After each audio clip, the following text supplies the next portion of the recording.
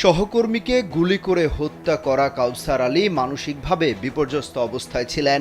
গেল ৫-৬ দিন থেকে খুব চুপচাপ ছিলেন। অন্যান্য সহকর্মীদের সঙ্গেও কথা বলছিলেন না। এই তথ্য জানিয়েছেন ডিএমপির ডিপ্লোম্যাটিক সিকিউরিটি জোনের সহকারী পুলিশ কমিশনার আরিফুল ইসলাম সরকার। শনিবার রাত ১২টার দিকে রাজধানীর গুলশানে পুলিশ সদস্যকে হত্যার ঘটনায় অভিযুক্ত কাউসার আলী প্রসঙ্গে এসব কথা বলেন তিনি। পুলিশ সদস্য কাউসার আলীকে গুলশান থানা পুলিশের হেফাজতে নেওয়া হয়েছে। পুলিশ সূত্রে জানা গেছে, মনিরুল পুলিশের ডিপ্লোম্যাটিক সিকিউরিটি বিভাগে কর্মরত ছিলেন। গত রাতে ফিলিস্তিন দূতাবাসের লাগোয়া উত্তর পাশের গার্ড রুমে তার ডিউটি ছিল। একই সময়ে ডিউটিরত ছিলেন কাউসার আহমেদ।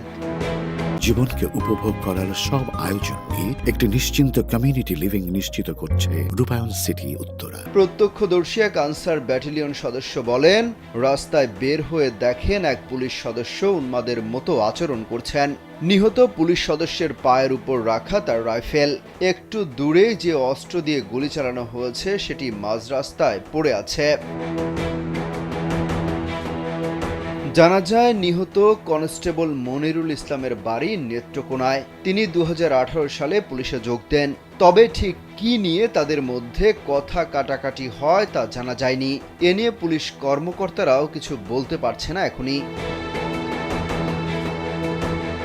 এক প্রত্যক্ষদর্শী জানান, রাতে গুলশানে পুলিশ কনস্টেবল কাউসার মনিরুলকে গুলি করে ফিলিস্তিনি দূতাবাসের প্রধান ফটকে এসে দাঁড়ায়। তখন প্রধান ফটকের ২ থেকে ৩ জন নিরাপত্তা রক্ষী ছিল।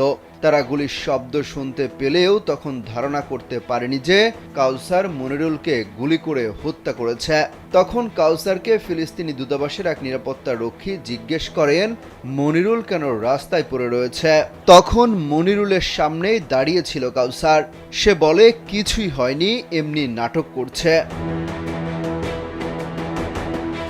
নাম প্রকাশ না করার শর্তে ফিলিস্তিন দূতাবাসের এক নিরাপত্তা রক্ষী বলেন, কাউসার নাটকের কথা বলে দূতাবাসের বিপরীত পাশের রোডে চলে যায়। এরই মধ্যে সবাই বুঝে ওঠে যে কাউসার মনিরুলকে গুলি করেছে। এরপর ঘটনাস্থলে থাকা নিরাপত্তা রক্ষীরা কাউসারকে আটক করে। অমিত হাসান রবিন, কালবেলা।